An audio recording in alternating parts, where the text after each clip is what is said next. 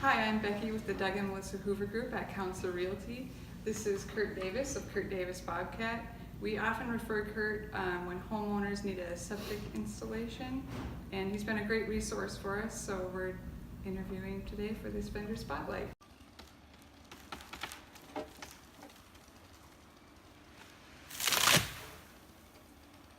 What other types of work do you do besides septic installation?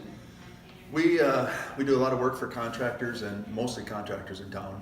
As far as we'll dig a basement, do all the backfilling, compacting. We take a lot of pride in compacting soil. Your concrete work on your house is only as good as the compaction of the soil. You can build a monstrosity of house. If it's sitting on bad soil, things are going to crack. Your walls are going to crack.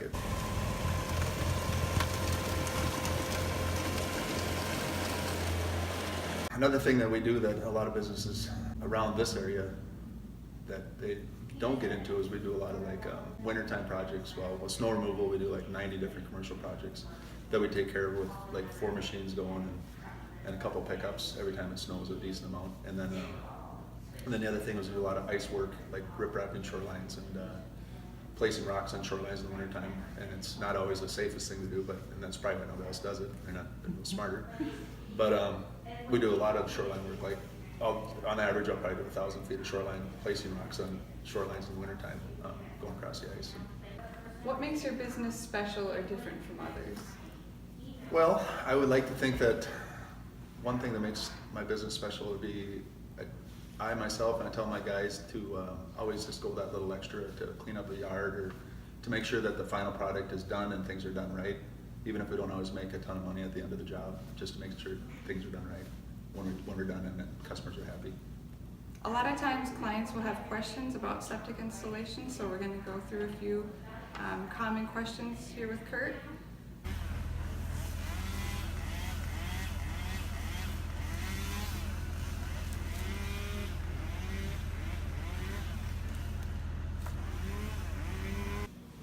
At what point does a septic system get overused and need to be pumped? Well, when it comes to like lakeshore places where they have a lot of company on the weekend, you got to be conscientious about, if you have a 3-bedroom house and all of a sudden you've got 15 people there for the 3-day weekend or 4-day weekend, that system is just going to get maxed out and there's going to be a lot of flow. And what happens with that is not only does your soil get saturated, but it'll send a lot of floaters out into nothing gets a chance to settle down, and just sends a lot of floaters out into your system, and it'll take life out of your system. So do you recommend pumping it? Yes.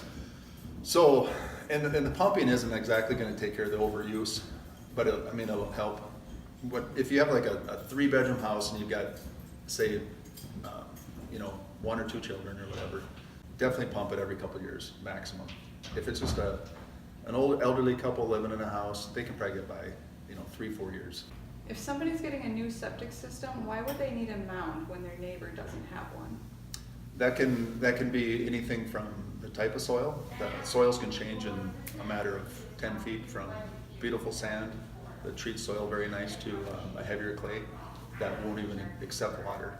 Or it can just be the difference in water table as far as where it's at. Your neighbor might be up a foot, and that might be enough to put you where he's good with an in-ground system, and you're either at a rock bed situation where you've got a pump and he has just a gravity feed system, or it might be that he has to go to a mound system, because he doesn't have the proper separation from the water table.